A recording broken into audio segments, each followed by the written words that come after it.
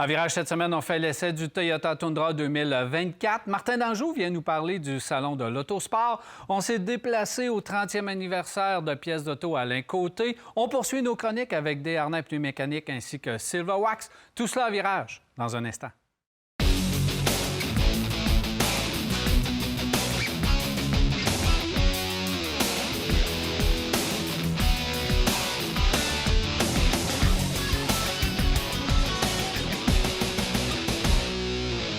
Alors, beaucoup de choses à l'émission aujourd'hui. Et pour parler du Tundra, c'est Jacques Bienvenu qui est là. Salut Jacques. Salut Daniel. Ça va bien? Ben oui, je vais bien, merci. Alors, beaucoup de choses à l'émission, mais on va commencer avec le Toyota Tundra 2024 parce que depuis fort longtemps, du côté de Toyota, on essaie de percer le marché et on arrive avec des camions de plus en plus agressifs. Des composantes également qui sont de plus en plus grosses. Je pense qu'en dessous, si on regarde le différentiel arrière, si on regarde les suspensions, c'est pratiquement de catégorie 2500, mais ça reste un 1500 si on veut parler en termes de camionnette. On a bien dessiné cette camionnette avec un devant vraiment là, qui frappe parce qu'on n'avait pas le choix. La concurrence, ça frappe. On a dessiné un intérieur pratiquement impeccable en ce qui me concerne. Des versions à pu finir. On a des versions pour tous les goûts. Vraiment, là, 2024, ça marque du côté de chez Toyota, je pense, un tournant, surtout avec l'arrivée de la version hybride. On a le camion pour concurrencer nord-américain maintenant. Bon, on essaie en tout cas très fort et je pense bien que si tu veux vraiment avoir un camion Toyota Tundra, maintenant construit aux États-Unis, construit au Texas, peut-être plus pour les Texans, mais maintenant, on peut s'étendre, on peut aller jouer justement avec que ce soit les Silverado, avec les F-150, avec les Ram, etc., etc. Ils ont construit quelque chose moi, que je trouve de très solide. Ouais. Châssis à échelle, on s'est approché beaucoup de qu'est-ce que les Américains font de mieux. C'est juste d'être capable d'emmener le marché canadien et américain à dire, ben moi, je m'envoie avec un Toyota plutôt qu'avec un GM ou un Ford F-150 ou un Ram. Ah, c'est à ce niveau-là. Ça, c'est une mission. Je ne sais pas si on va réussir un jour, mais depuis que le Tundra est lancé, on a un certain succès. De plus en plus. Ouais. De plus en plus, le marché est là. On dit qu'il s'en est vendu en 2022 parce qu'on n'a pas les derniers chiffres, mais au-delà de 2000 ici au Québec en 2022 et au-delà de 11 500 au travers le Canada. C'est quand même pas un méchant chiffre. Et avec la venue de ce type-là, je pense qu'on va être capable de rehausser la barre encore une fois. Ce qui me frappe, moi, c'est que lorsqu'on a présenté ce véhicule-là, Toyota hybride, moi, je trouve que Toyota sont fins en tabarnak au niveau de leur publicité. Parce qu'on le sait que le hybride chez Toyota, ça fait nombre d'années que ça existe dans l'automobile. Ils sont reconnus comme étant des chefs de file là-dedans. Alors, tu sais que tu as un camion qui consomme. Et comment est-ce que tu fais pour le proposer au public en disant, bien, nous autres, notre camion, là, on a monté à bord ce qu'il fallait pour que ça fasse le travail. Alors, on va mettre le nom hybride après ça et... Là, on va être économique. On va être économique. Mais ça, c'est pas tout à fait ça. C'est pas loin, mais pas tout à fait ça. Parce que ce soit un Ram ou que ce soit un F-150 ou un Silverado, en général, c'est plus économique que ça. On a monté à bord un 3,5 litres, tu sais, avec double turbo, ça arrache. Quand tu as un moteur qui fait 437 chevaux, qui fait 583 livres de couple, c'est quelque chose, là. Ouais. Mais tu peux pas avoir autant de chevaux vapeur et pas les nourrir. C'est aussi simple que ça, c'est une logique. Tu as des chevaux dans ton écurie, puis si tu en as 5 que tu ne nourris pas, tu ne pourras pas les labourer avec. Ou... Ça ne sera pas aussi fort. Ça ne sera pas aussi fort. Alors, c'est ça ce qui arrive avec ce type de véhicule-là. Alors, on parle de véhicules au niveau de ces moteurs-là qui ont une boîte automatique 10 rapports. On se posait la question avant l'émission tout à l'heure, qui va oser mettre davantage de rapports dans la boîte de vitesse? Il va falloir qu'ils grossissent la boîte encore pour aller mettre davantage de rapports. Mais actuellement, on a une boîte de vitesse 10 qui fait un travail extraordinaire parce qu'à tous les révolutions moteurs que tu as besoin, elle est capable de placer une vitesse de la montée ou de la descente. Elle n'hésite pas. C'est ça la différence. Et lorsque tu vois qu'elle n'hésite pas, c'est quand tu ralentis et réaccélères. C'est ça. C'est souvent là que On le sent. que la transmission, elle ne sait pas. Là. Elle dit c'est quoi qu'il veut faire, le champion? Là? il veut décélérer ou il veut accélérer? Ça fait quelle vitesse je vais y mettre? Ouais. Ça fait que là, elle hésite un petit peu et celle-là, elle fait un bon travail. Comme vraiment la bon. concurrence, d'ailleurs, parce que les autres aussi sont Ouais, rendus. ouais. Ils sont Tant rendus chez bons. GM que chez Ford qui Ils font... sont rendus bons. Alors, Ouais. c'est ça. Alors, au niveau du véhicule comme tel, quand on regarde ça, là, c'est un véhicule qui prend de la place, qui est impressionnant à regarder, qui est frappant, et la couleur qu'on a là est d'autant plus frappante. Moi, l'avant, c'est gros, c'est monstrueux avant, parce qu'on veut faire solide, on veut faire robuste. Moi, je regarde toutes les publicités. Là. Même Toyota, on dit on construit pour l'aventure. Tu sais. Ben, moi, je ne sais pas si je m'aventurerais beaucoup avec ce véhicule-là. Parce que quand je vois les prix, tout ce qui est attaché après ça, l'achat, le nourrir, l'assurer, le faire vivre, c'est quelque chose qui est dispendieux. T'es mieux d'avoir... ou t'es un contracteur, t'es quelqu'un qui a vraiment besoin de ça. Mais un particulier, pour se promener avec ça, je pense pas. Bien, c'est un choix personnel. Oh, absolument. Puis c'est souvent, tu sais, des fois, on disait, OK, on fait des versions en route, mais c'est plus de l'apparence que d'autres choses. TRD Pro, ici, c'est pas de l'apparence. L'amortisseur Fox, tu regardes les suspensions, les barres stabilisatrices qui sont beaucoup plus grosses. Tout ce qu'on a fait comme travail sur ce véhicule-là, les modes terrain qu'on peut jouer avec tous les modes de conduite, ils ont vraiment fait un véhicule différentiel barré en arrière, etc., etc. Bref, c'est un vrai hors-route. Ah, il est prêt. Mais c'est un camion. L'empattement, c'est 1,5 miles. Si tu peux pas t'en aller... Oui, tu peux faire du gravier, mais c'est limité dans leur route. Puis j'ai chiolé après GM qui ont fait un AT4X. AT4X, exactement un véhicule pour faire du hors-route, mais avec une camionnette pleine grandeur. Non. Moi, je pense que c'est plus...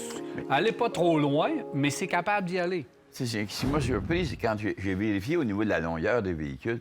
Ce véhicule-là est 2 pouces plus long qu'un F-150 dans la même catégorie. On ne penserait pas ça, mais c'est ça. Faut que tu fasses ça pour aller essayer de chercher du marché. Justement. Alors, le véhicule, bien, on parle de l'extérieur, on parle de l'apparence extérieure, les miroirs qui prennent de la place. Ouais.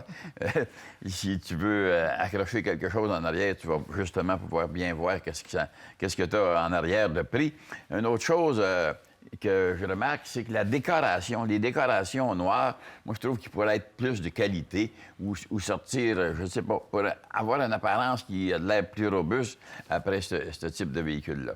Maintenant, il y a une chose qui s'est passée quand j'ai essayé de monter à bord du véhicule. Personnellement, quand je suis autour, moi, j'ai les épaules à la hauteur du capot. Ben, ça, c'est certain. Mais quand je veux monter à bord, Daniel, ça me prendrait un genre de petit escalier, une petite échelle, quelque chose qui m'aiderait à monter à bord. Et j'imagine que les dames qui conduisent ça, parce qu'il y en a des dames qui conduisent ça, qui ont besoin de monter à bord de ça, c'est pas facile. C'est pas facile. Un coup que tu es assis, c'est correct. Mais tu vas voir ton capot, tu vas voir ton tableau de bord, tu vas voir la grosse écran, un écran de 14 pouces à l'intérieur. Calique, on nous dit qu'on n'a pas le droit de parler au cellulaire. Imagine-toi, tu as l'écran de même dans la face tout le temps et tu es toujours à jeter un coup d'œil sur ce qui se passe dans cette bataille d'écran-là. C'est une habitude à prendre pour rouler ça. Et je te parlais de monter à bord en avant, que c'était quelque chose. Essaye de monter en arrière, maintenant, c'est encore... T'as pas le volant pour T'as pas la même chose. Ouais. Alors, il y a il y a une habitude, il y a... C'est gros, c'est des gros véhicules, c'est beaucoup de versions que Toyota a fait pour répondre à peu près à tous les besoins. Oui. On court après un gros marché. On a le camion qui peut concurrencer n'importe quel sur le marché. Absolument. On a de la fiabilité, on a de la valeur de revente. De la durabilité pour ce type de camion-là. Oui. Et on a toutes les versions luxueuses, Capstone. Il y en a vraiment pour tous les goûts. Allez-y avec qu'est-ce que vous aimez. Celui-ci, on a un son, parce que oui, c'est un V6 double turbo, mais on a un son de 8 cylindres à l'intérieur. On a un beau son. Si vous aimez le son d'un moteur, vous allez avoir un très beau son. Je suis à peu près à 15 litres au 100 c'est ce que ça présentement fait. En moyenne. Ouais. Sur la grande route, on peut descendre pas loin de 11. Ouais. Mais vu que la majorité des gens, là, ça tourne autour dans un rayon de 50 km, ils vont être vraiment à 14-15 litres au 100. Ils vont être à 19-20 litres au 100 quand ils ont une remorque accrochée en arrière. Et si tu veux savoir si un véhicule est économique, n'importe quel véhicule, regarde la capacité du réservoir d'essence. Tu as 122 litres là-dedans. Calcule le prix de l'essence, comment est-ce qu'il est à la pompe actuellement. Remplis le réservoir de ça. Tu le remplis combien de fois par semaine ou par mois. Ça va te donner un aperçu qu'est-ce que ça va te coûter.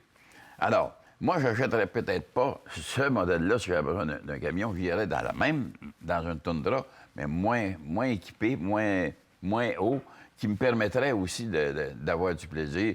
Et capacité de remorquage, 12 000 livres, c'est quelque chose, ça, Daniel. Ils ont une bonne garantie, 3 ans, 60 000 km ou 5 ans, 100 000 km sur le ballon. Une chose qui m'a frappé, le coût de transport, 1930 $. C'est meilleur marché que certains véhicules électriques ou automobiles ou quelque chose du genre. C'est ça, on est rendu qu'on exagère dans le transport préparation. Ouais. Donc là, on a été correct. 88 000 le véhicule qu'on a en studio. Tundra hybride Crew Max Limited. 88 900, donc 89 000 pour la version. Le meilleur achat, c'est celui qui vient avec les roues de 20 pouces là, versus l'autre qui a les roues de 22 pouces. Parce que tu as du 18, du 20 puis du 22. Là, qu'est-ce que tu as besoin? 22... Si tu aimes l'apparence, si tu aimes le hors-route, c'est le TRD Pro. Sinon, pour moi, ce serait le Capstone. La version plus luxueuse qui a des roues moins bruyantes. J'ai un concessionnaire, un Capstone, c'est très, très frappant. Mais tout est là. On n'a pas parlé au niveau sécurité. Tous les éléments de sécurité. Il est 5 sur 5 au niveau sécurité, partout. C'est un des meilleurs sur le marché. Tout un véhicule, je suis persuadé encore, si on veut aller chercher le marché des Nord-Américains, on va devoir faire du 2500, du 3500.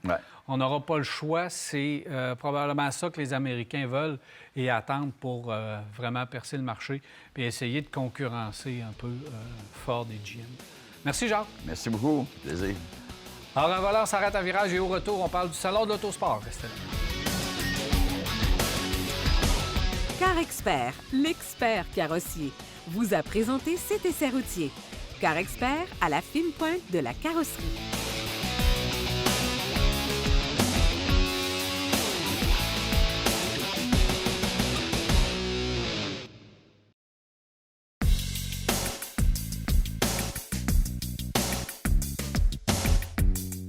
Nous sommes de retour à Virage. Je suis maintenant accompagné de Martin Danjou et Christian Lajeunesse pour parler du Salon de l'Autosport. Salut, Martin. Comment ça va? Salut, Christian. Salut. Ça va bien? Yes. Bienvenue, messieurs. Martin, d'abord, évidemment, Salon de l'Autosport qui s'en vient. Les dates, qu'est-ce qu'on y retrouve? Puis on parle à un invité très spécial, Christian, tout de suite après. 3 au 5 000 centres de foire d'exposité, 53e édition, Salon Autosport Malco. Pour vrai, on est content. Depuis 2017, que moi et Karine, on a repris le flambeau de M. Jack Picard. On a eu un petit 2 ans de break. Pas obligatoire, mais il a été obligatoire finalement. Mais depuis qu'on est revenu de la pandémie, le Salon Autosport ne fait qu'exploser. Cette année, on parle de 550 intervenants. On a refusé plus de 200 inscriptions de voitures. Mais la qualité, là, c'est incroyable. C'est que les gens savent maintenant que c'est le rendez-vous au Québec. Au début, quand on l'a acheté, c'était le Salon Autosport de Québec. Maintenant, c'est rendu le Salon Autosport Québec, parce que c'est la province de Québec. Ça vient de partout. Tous les plus grands builders de l'Est du Canada sont là. Puis aujourd'hui, bien, je vous présente mon chum, Christian Lajeunesse, qui pour moi est un des plus grands builders au Canada. Un gars qui a du talent avec son équipe, parce qu'il faut le dire, Christian, c'est l'équipe aussi, c'est Lajeunesse et Frères, c'est Nest Custom. Je te laisse parler de tes projets parce que je te le dis, Dan, c'est incroyable. Ce gars-là, son équipe ont du talent puis ils nous amène tout le temps, pas un, pas deux. C'est à coup de 4, 5, 6 projets par année qui nous amènent ça au salon puis c'est toute de la grosse coche. Fait que c'est ça qu'on va avoir, de la qualité au salon. Parle-nous de ton entreprise, Christian. Écoute, Nest Custom, spécialiste dans la restauration d'auto anciennes.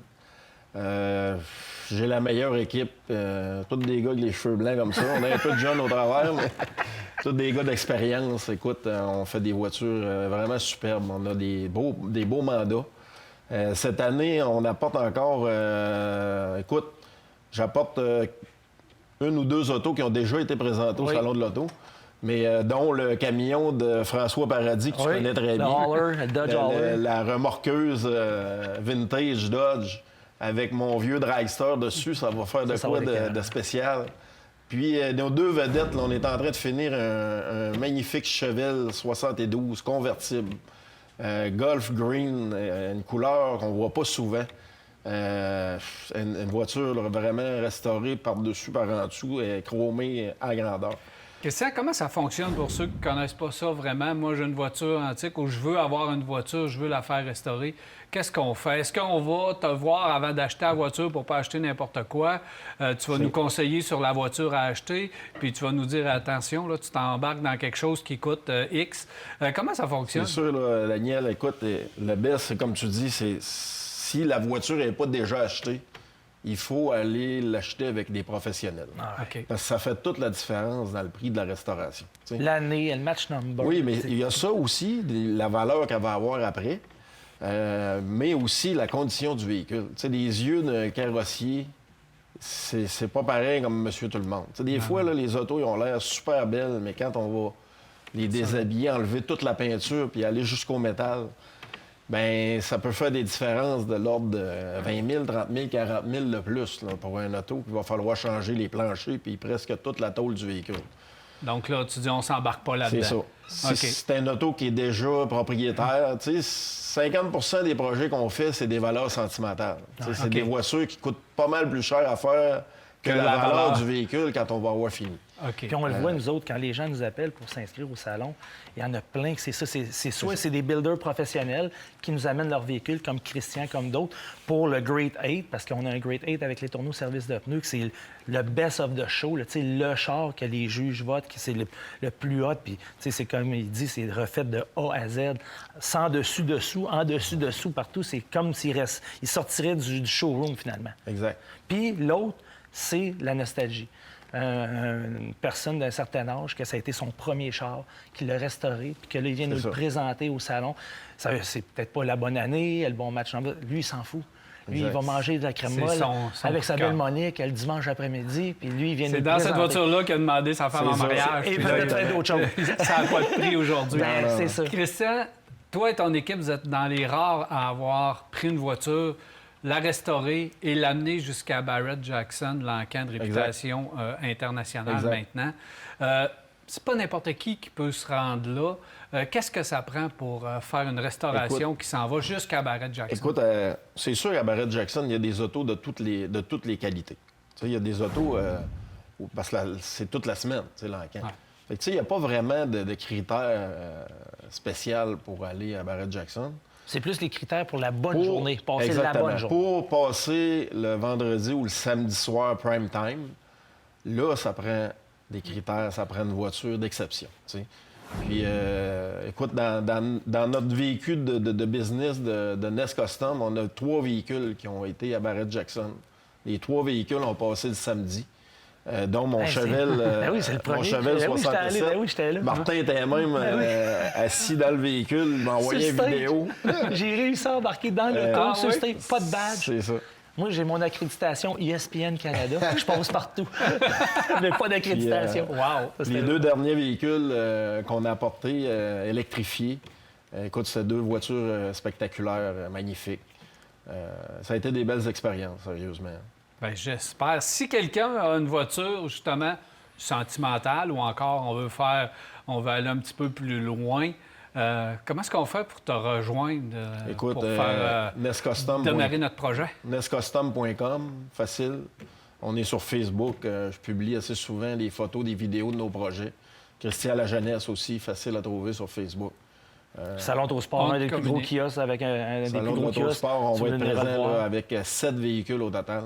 Donc, les gens vont pouvoir voir votre Ils vont travail pouvoir voir, sur place. la qualité du travail qu'on fait, oui, exactement. En terminant, Martin, encore une fois, les dates. 3 au 5 Salon mai, centre de d'Autosport. foire d'Exposité. C'est la 53e édition de Tout pour tous les goûts. c'est le cas de le dire, du Weed Eater au Top Fuel, on l'a. Puis, tu sais, on a tout divisé ça en zones. Zone trucking, les vannes reviennent, on va avoir une quarantaine de vannes modifiées cette année. La zone NES Custom, Brossard Performance, tout ce qui est véhicules antiques, classiques, muscle car. On a un spécial 60e anniversaire de la Mustang. On a une dizaine de véhicules des décennies qui ont marqué la décennie du 60 ans de Mustang. On a la gang d'exotiques avec Car and Coffee, tous des exotiques supercars, voitures importées. Tu sais, on a de tout pour tous les goûts. C'est ça qui est le fun, c'est que c'est 180 000 pieds carrés d'expérience que les gens viennent vivre. C'est ça qui est le salon Autosport Malco. Donc, 3 ou 5 000 centres de foire d'exposité. Faut pas oublier que c'est gratuit pour les 12 ans et moins. Eh oui, en plus, c'est vrai. Grâce à NES Custom, Richard et compagnie, plein de commanditaires qui ont embarqué. Tu sais, l'inflation, puis c'est vraiment important d'en parler. 12 ans et moins, c'est gratuit. Puis on s'implique avec Moisson Québec. Donc, tous ces gens d'affaires-là, toute la gang s'est impliquée à amener un denrée non périssable ou un don volontaire, puis 100 des argents s'en vont pour Moisson Québec. Christian Lajeunesse, Martin Danjou, merci d'être passé à Virage, monsieur. Toujours un plaisir. C'est Daniel. Alors voilà, on s'est déplacé au 30e anniversaire de pièces d'auto Alain Côté.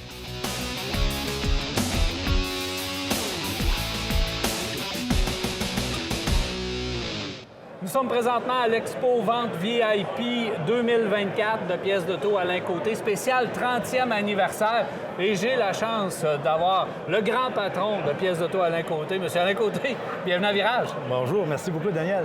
Hey, Monsieur Côté, écoutez, ça fait quand même 30 ans, le 30e anniversaire. Lorsqu'on parle d'une après-carrière réussie, je pense que c'est ça. Mais comment vous avez débuté? Parce que fini la carrière de hockey, comment ça se passe par après? OK.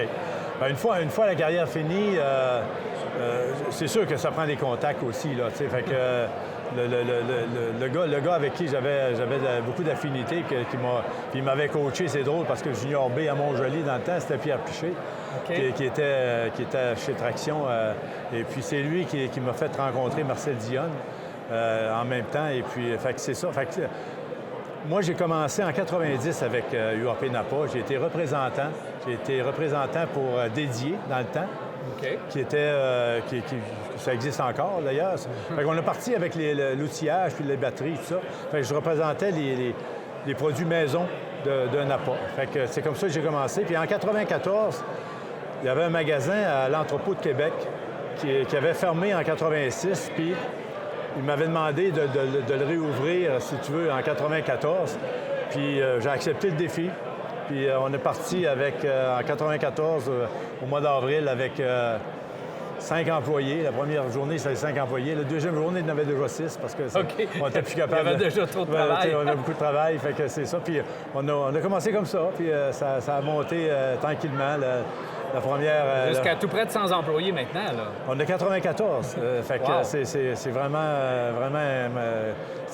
surtout dans les dernières années.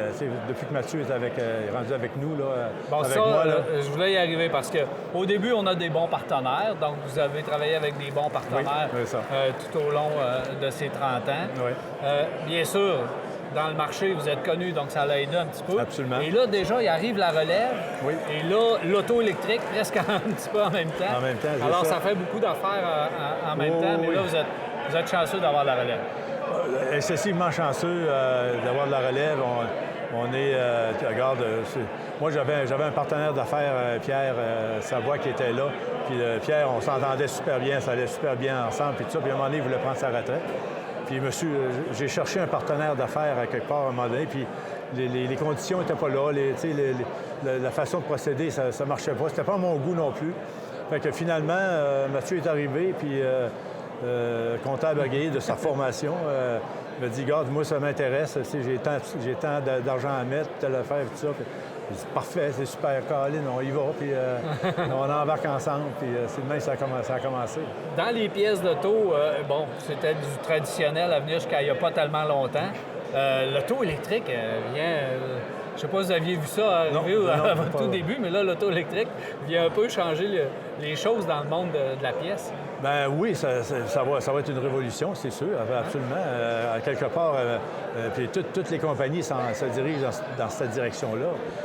On n'a qu'à penser aux usines de batteries qui s'en viennent à Bécancour. Honnêtement, fait que, veut pas, oui, il va y avoir des changements. Il y a des choses qui vont rester, Mais oui, il va y avoir des changements. Puis, Pièce d'auto à l'un côté, vous êtes adapté rapidement. Là. oui, puis c'est comme une fierté aussi parce que je pense qu'on a parti, Mathieu avec Danny, puis d'autres, on a parti un programme qui s'appelait Mécanique haute tension à ce moment-là, qu'on voulait faire partager dans nos garagistes à nous, banniérés à nous. Et puis finalement, ça a comme forcé un peu Napa à ouvrir la machine, puis à nous écouter, puis à voir qu'il y avait de quoi qui était Vous aviez été proactif. Là. Absolument. Proactif. Oui. Vous avez fait bouger le marché. Oui, on a fait bouger le marché parce qu'après ça, l'atelier branché est arrivé, puis tout ça en panique quasiment. T'sais. En tout cas, ça, c'est une autre affaire, mais c'est pas grave. Ça, Napa aussi ont embarqué dans le programme. Puis là, présentement, il y a Yves Rassette qui est là, qui s'occupe du programme. Puis là, tu es en train de se monter une équipe là, qui va être assez haute. Merci. Puis on va s'en aller se diriger dans cette direction-là. 30 ans, félicitations, mais ça en vient quoi dans l'avenir? Ah, c'est sûr que dans l'avenir, depuis à peu près, depuis que j'ai 60 ans, je dis toujours à mon épouse, Martine, j'ai dit, il me reste 2 ans. Fait que je suis rendu à 66. Fait que ça va aller en santé vite. Ça va aller en santé vite, mais la relève va rester là pour pièce d'auto à la côté. Absolument. La relève est là, elle est bonne, puis elle sait ce qu'elle s'en va. C'est le fun. Ce côté, félicitations pour vos 30 ans. Merci, merci beaucoup. C'est un bel accomplissement, puis on en souhaite encore une autre trentaine d'années à pièce d'auto à la côté. Je souhaite ça à Mathieu, c'est sûr. Félicitations. Merci beaucoup, Daniel.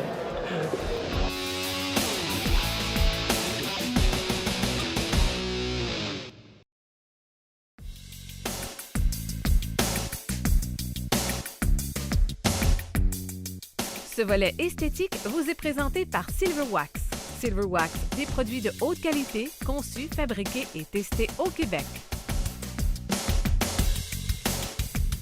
Nous sommes de retour à Virage et je suis maintenant en compagnie de Richard Pelchat de Silverwax. Salut Richard. Salut Daniel. Ça va bien? Ben oui, ça va très bien. Alors Richard, aujourd'hui, on s'attaque à l'intérieur du véhicule parce qu'avec l'hiver qui vient de se terminer, l'intérieur vraiment a besoin d'un petit rafraîchissement.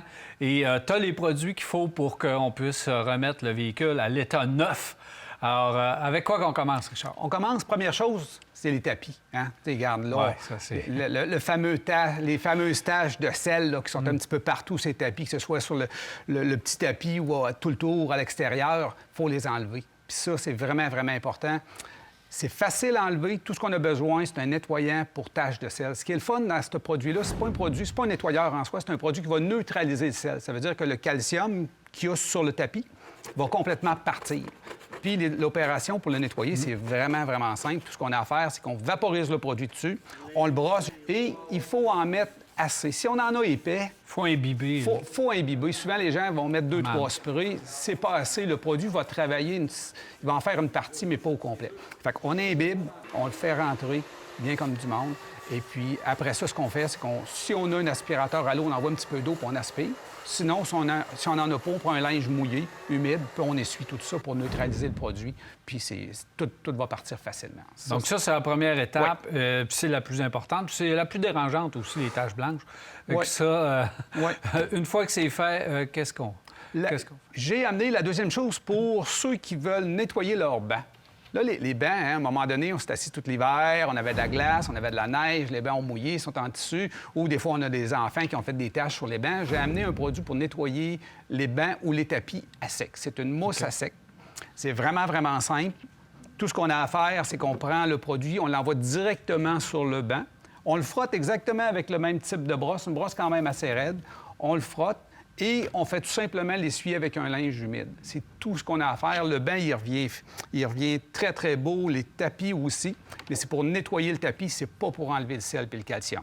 OK. Donc ça, c'est vraiment... On l'utilise, nettoyage à sec, parfait. Parce que si on imbibe les bancs d'eau, puis on lave ça avec un savon pour carrosserie... Non, c'est trop long à sécher. Là. Oui, puis c'est simple. Hein? C'est vraiment, vraiment facile. La mousse, là, c'est quasiment instantané. En brossant, on le voit. Puis en l'essuyant, le banc vient propre tout de suite.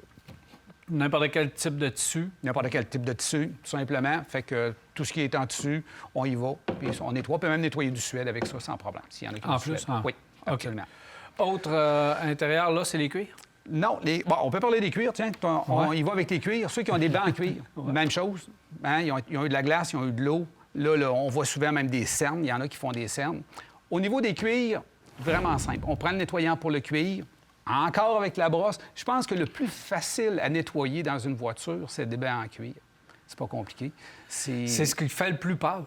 Oui, bien exactement. Tout ce qu'on a, c'est on prend le nettoyant, on le coule sur le banc et on prend la brosse, on frotte, puis on essuie avec une microfibre ou avec un linge doux. Tout simplement.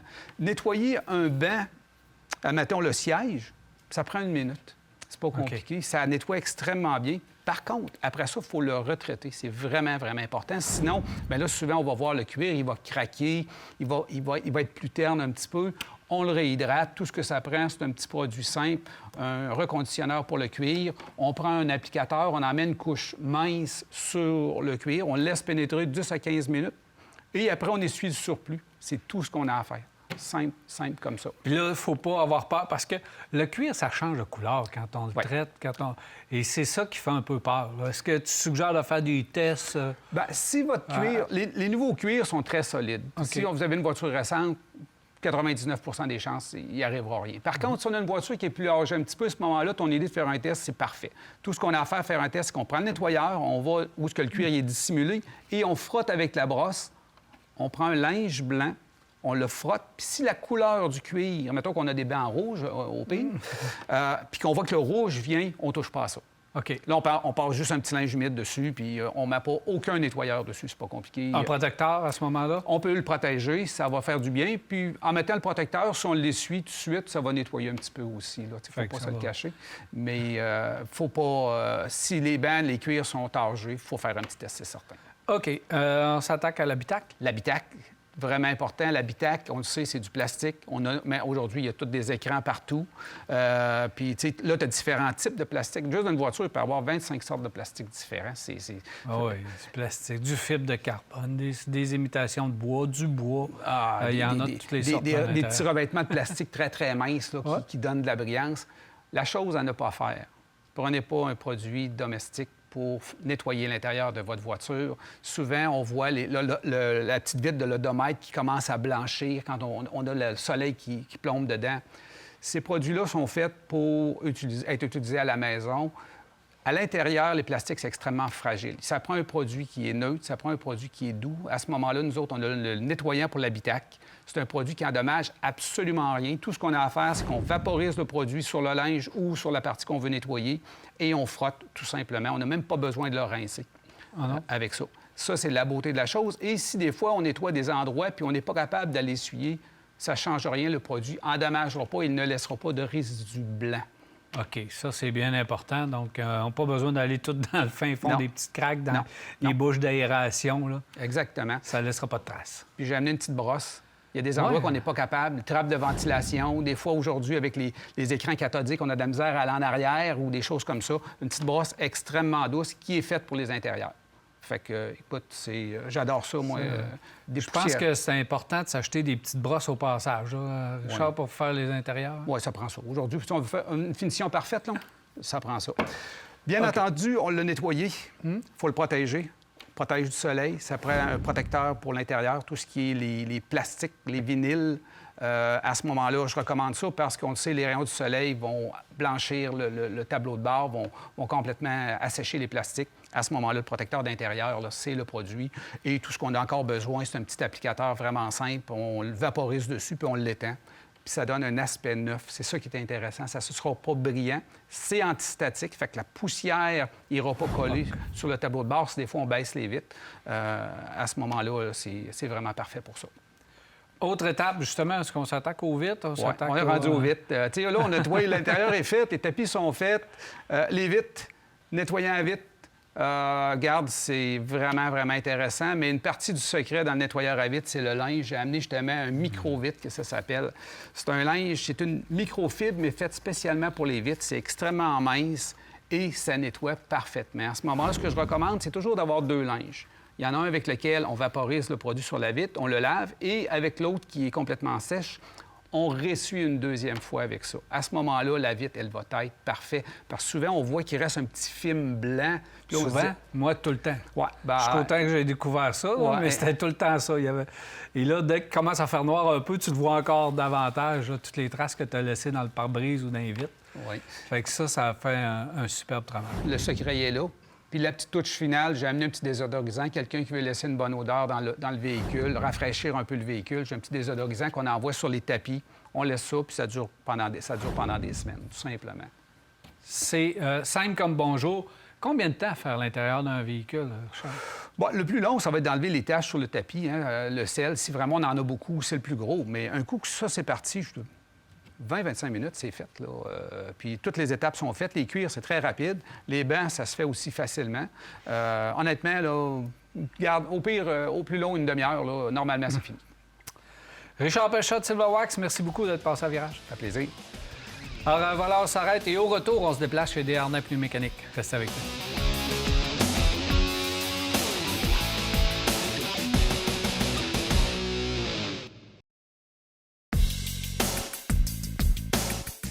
Chez Desharnais, profitez d'une remise postale allant jusqu'à 80 $ à l'achat de 4 pneus Nokian Tires sélectionnés. Desharnais, 75 ans et plus jeune que jamais. On se retrouve maintenant chez Desharnais Pneus-Mécaniques. Je suis en compagnie de Danny Bellil. Salut, Danny. Salut, Daniel. Ça va bien? Très bien, merci. Alors, Danny, dans la chronique d'aujourd'hui, je pense que ça va être utile pour bien des gens. On va essayer de démystifier les gammes de pneus. Ouais. Pneus d'entrée de gamme ou pneus budget, pneus moyenne gamme, pneus haut de gamme. Quelles sont les différences? Pourquoi choisir un vis-à-vis de l'autre?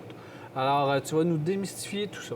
Au meilleur de mes connaissances, Daniel, sincèrement, j'ai mis 4 produits en avant de nous qui, un peu comme tu m'as fait la remarque avant de rentrer en ondes, Ils semblent pareils pour moi. Danny, ils sont tous pareils. Effectivement, c'est 4 produits qui ont un dessin de semelle très similaire. On a un produit haut de gamme, on a 2 produits intermédiaires et on a un produit d'entrée de gamme. Puis sincèrement, si je demandais au commun des mortels quel est le haut de gamme, ça serait très difficile. Moi, je peux pas te le dire, Danny. Bon, bien, je vais essayer de vous démystifier à ce niveau-là. Alors, c'est quoi les différences? Premièrement, si on regarde à ma droite, on parle du Defender 2, qui est probablement le meilleur produit qu'on peut appeler été ou 4 saisons disponible sur le marché, ou un des très, très bons produits. Douceur de roulement exceptionnelle, bonne longévité, bonne garantie. Très, très bon produit. Par contre, le prix vient avec. On s'entend. OK. Si on descend de catégorie, puis on s'en vient vers le Nokian One, qui est le deuxième produit ici, sensiblement le même dessin de semelle. Au niveau de la longévité, ça va se ressembler étrangement. Après ça, si on regarde au niveau de l'évacuation d'eau, il n'y aura pas une grosse différence. Et ainsi de suite, Yokohama, avec le Hassan LX, très, très bon produit, produit de longévité. Encore une fois, belle douceur de roulement, très bon produit aussi. Et pour finir, l'entrée de gamme, le Ceylon, qu'on appelle, le Inspire. Encore une fois, dessin de semelle très similaire, rainure circonférentielle large, bonne évacuation d'eau. Tu vas me dire, oui, mais Danny, c'est quoi la différence? Exactement, Danny choisit le moins cher. Moi, ils sont beaux, que je vais prendre le moins cher. Mais pourquoi on décide de choisir un versus l'autre? Bon, il y a le budget, premièrement. Oui, le budget entre en ligne de compte, mais l'autre chose qui est importante, puis la grosse différence va se retrouver pas la première année d'utilisation. La première année d'utilisation dans ces 4 produits-là, si on faisait un comparatif au niveau des distances de freinage, qu'on faisait un comparatif au niveau du bruit, sincèrement, la différence n'est pas très grande. Oui, il y en a une. Il y en a une, le Michelin va donner un peu plus de douceur de roulement, l'évacuation peut être un peu plus rapide, distance de freinage légèrement plus courte. Par contre, les différences vont se retrouver plus après la 3e, la 4e année. OK. Donc, quelles questions tu poses à ton client lorsqu'il arrive puis qu'il dit moi, je veux tel type de pneu? C'est quoi les questions? Puis comment tu fais pour te diriger vers un produit ou diriger ton client vers un produit vis-à-vis l'autre produit? Très bonne question. Premièrement, combien de temps vous allez garder le véhicule? Est-ce que c'est un véhicule qu'on garde à long terme? Est-ce que c'est le véhicule principal de la famille? Est-ce que c'est un véhicule qui fait beaucoup de kilométrage? Suite à ces réponses-là, on va être capable de diriger le client, toujours en prenant en considération le budget du client, ce qui est le plus important. Le client qui a un budget de 600 $, on ne s'embarquera pas à commencer à lui expliquer les technologies d'un Michelin ou les technologies d'un Nokian. On va tout de suite s'en aller vers le Ceylon. Par contre, quand le budget est moins en jeu, là, on va poser ces questions-là. OK. Puis, sincèrement, pourquoi un produit d'entrée de gamme devient un peu moins performant après 3 ans ou après 2 ans? C'est que le composé de semelle va se compacter. Souvent, les gens disent, bien, l'usure est encore belle, mais il est glissant. C'est un peu la problématique qu'on va retrouver sur des produits qu'on appelle entrée de gamme. Le produit va venir se compacter, le produit va durcir. Danny, tu vas dire, quelqu'un qui fait plus de kilométrage, tu vas dire, bien là, ajouter un 100 un 150 là, tu vas le monter de catégorie parce que tu vas dire, selon ton utilisation, ça va à peine de monter de catégorie. Exactement. Puis ton commentaire est bon, Daniel. Puis sincèrement, on le sait, les compagnies ont souvent des promotions attachées à ça. Il y a des moments dans l'année où un Michelin va se vendre sensiblement le même prix qu'un Nokian. Mais si on oublie tout ça, des fois, de payer 25, 30 $ de moins, puis d'aller d'un produit intermédiaire, qui est quand même un intermédiaire, mais dans le haut de gamme, si on peut dire, les différences sont très, très minces, Daniel. OK. Donc, est-ce que je me trompe ou les pneus intermédiaires là, de milieu de gamme, c'est ce que tu vends le plus? C'est vraiment, sincèrement, dans le milieu de gamme, il y a beaucoup, beaucoup de compétition. Donc, oui, on en vend beaucoup, mais on cible 2-3 produits. OK. Le haut de gamme, souvent les gens, je dirais, quand arrivent avec une idée en tête, exemple, pour ne pas le dire, Michelin, c'est très difficile de les changer vers un autre produit. C'est des gens qui ont eu ça dans leur vie, qui apprécient ce produit-là, ils apprécient la douceur de roulement. Ces gens-là vont rester en haut de gamme. Okay. Les gens qui viennent magasiner un pneu, magasiner un produit, souvent, on va se ramasser dans la classe intermédiaire parce qu'on a le rapport qualité-prix qui est vraiment intéressant. Mais les pneus à budget, Danny, se sont améliorés énormément au cours des dernières années.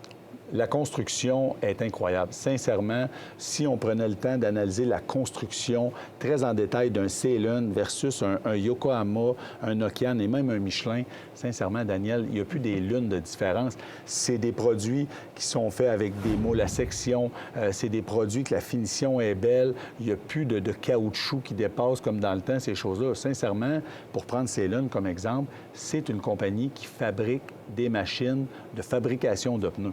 Donc, au niveau de la technologie, ils connaissent ça. C'est pas pour rien qu'on regarde ce produit-là. Puis, sincèrement, c'est très difficile de faire la part des choses. Quelqu'un qui ne connaît pas les pneus, très, très difficile de voir la différence. Danny, tu ne m'as pas parlé des pneus importés parce qu'il y en a encore. On aurait pu en mettre un en bas de ça, là. Ouais. Donc, il faut faire attention aussi sur ce qu'on achète et qu'est-ce qu'on met comme pneus. Il y a une limite. Effectivement. Puis c'est une des raisons pourquoi chez Desharnais, oui, on en vend. On a un produit qu'on appelle 4e tiers. Vous comprenez que ça n'existe pas. Fait que ça, c'est vraiment le bas de gamme. Il y a le High Fly, là, qui est la nouveauté qu'on voit un petit peu sur le marché. Faire attention, parce que ce que je vous ai expliqué tantôt, qu'à la 3e, 4e année, ou après 30, 40 ou 50 000 km, le pneu durcit un peu, il est un peu moins adhérent, bien, on va retrouver cette problématique-là très, très rapidement sur un produit comme je viens de vous parler là, de basse gamme. Fait que si on a besoin d'acheter ça, c'est parce que c'est un 2e véhicule ou un 3e véhicule, ou c'est un véhicule qu'on ramène en location, un véhicule qu'on veut vendre. Mais sincèrement, si c'est le véhicule familial, ces choses-là, la différence de prix est quand même assez mince entre le produit qu'on pourrait ajouter ici et celui-là. Optez au moins, à la limite, pour un Ceylon. Vous allez avoir une belle qualité de produit. C'est un produit, en plus, qu'on a un très bon support au niveau des fabricants, du fabricant Ceylon. À mon point de vue, je pense que c'est un produit rapport qualité-prix qui est très intéressant à des budgets quand même assez économiques. Est-ce qu'on peut faire à peu près, on peut faire le même kilométrage là, avec peu importe la catégorie de pneus qu'on choisit au niveau de la longévité du pneu? Ça va varier? Ça se ressemble quand même étrangement, mais dans le cas d'ici, je vous dirais que les produits qui vont faire le plus de millage, ça va être probablement le Defender et le Yokohama. Nokian ne suit pas très loin en arrière, mais c'est des produits de longue durée. C'est des produits de longévité. Le Ceylon, pour le vendre quand même à très grande quantité, on a des bons rapports. Pour de vrai, c'est des produits qui vont faire un bon millage aussi. Danny Bellil, merci beaucoup d'être passé à Virage. Ça m'a fait plaisir, Daniel.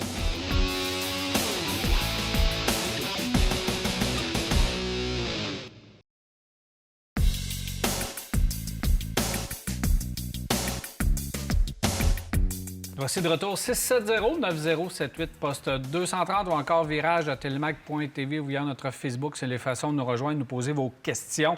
Jacques, on n'a pas beaucoup de temps, on y va tout de suite. On court. Chevrolet Volt, 139 000 km, 2014, 12 000 très propre. On achète, on n'achète pas? On achète si, après vérification de la carrosserie, si en dessous, ça n'a pas pourri. Parce que le gros problème qui est arrivé avec ces types de véhicules-là qui ont 10 ans, s'ils ont été mal ou pas protégés contre la rouille, le plancher a pourri. Et ce qui supporte la batterie, les voitures ont été... GM ne veut même pas non. on met de l'anti-rouille sur ces véhicules-là. Ils ne veulent pas, mais au Québec, il fallait. Oui, c'est ça. Et ceux qui ne l'ont pas mis, les voitures ont été déclarées perte totale. Absolument. Donc, vérification, je suis absolument d'accord. Absolument. Mais excellente voiture si elle est en bonne condition. On avait dit qu'ils ont gagné à ce moment-là, lorsqu'ils ont sorti GM, c'est eux qui menaient le marché dans l'électrification. Ouais. Puis on a abandonné ce concept-là parce que ça coûtait trop cher. On ne la vendait pas assez cher, la Volt. Alors, c'est ce que ça a donné. Mais inspection, Jacques a absolument raison. Toyota Corolla Cross de base. Il n'y a plus vraiment de modèle de base là-dedans, mais de base, c'est un achat, puis je veux quelque chose de fiable. Bien, donc, c'est fiable. C'est considéré fiable. Bon achat. C'est considéré fiable. De base, ben, c'est ça. C'est que ça prend ça un va être véhicule 2 roues motrices. 2 roues motrices. Parce que le côté intéressant, c'est qu'il existe un 4 roues motrices là-dedans. C'est ça qui est intéressant. Mais il y a de la compétition. Il y a de la compétition aussi. Il y a de la compétition au niveau... Tu sais, Toyota, on fait une voiture passe-partout, là. Ouais. C'est pas excitant, mais tu l'haïs pas, elle est belle, mais elle fait le travail, fiable. Ça va avoir une grosse valeur de revente, cette voiture-là. C'est ça. Petit moteur grogneux un petit peu, oui. mais tu sais que tu as un moteur là-dedans. Ouais. Oui, c'est un peu grogneux. Mitsubishi Eclipse Cross, on n'en parle pas souvent de celui-là. Pour 10 ans, à cause de la garantie qui est 10 ans, 160 000 km. Pourquoi les autres fabricants ne font pas pareil au niveau de la garantie, par exemple, chez Honda, chez Toyota? Alors, Eclipse Cross, absolument, c'est le véhicule. Dans ce segment-là, c'est nous qui en parlons pas assez, là, tout simplement. Oui. Parce que c'est un super véhicule. Moi, je l'ai aimé, puis je Il est l'ai bon. essayé dernièrement avec les modifications qu'ils ont fait au niveau de la carrosserie. Il n'y a pas eu de grosses modifications au niveau mécanique, mais de la bonne. Et il n'y a pas de négociation vraiment au niveau du prix, justement parce qu'on a mis une garantie de 10 ans. Et cette garantie-là, vous la payez quand vous l'achetez, mais on vous dit qu'elle est incluse dans le prix de l'achat du véhicule. Excellent véhicule. Ben oui, 10 ans, 160 000 km. Fait que vraiment, tu ne te casses pas la tête pour les 10 prochaines années. Puis si jamais vous voulez le vendre avant, après 5-6 ans, des fois, on s'excite un peu, puis on dit on va le garder 10 ans, mais après 5-6 ans, on veut avoir la nouveauté, puis on va avoir quelque chose de nouveau. Mais il reste encore 4-5 ans de garantie transférable. Justement. Alors là, ça fait justement un véhicule qui garde une meilleure valeur de revente. Oui, absolument. On achète. Ouais. Merci, Jacques. C'est déjà tout. Au plaisir, Daniel. Alors voilà, c'est déjà tout pour Virage. On se reparle la semaine prochaine, mardi soir, 21h30, pour un autre Virage.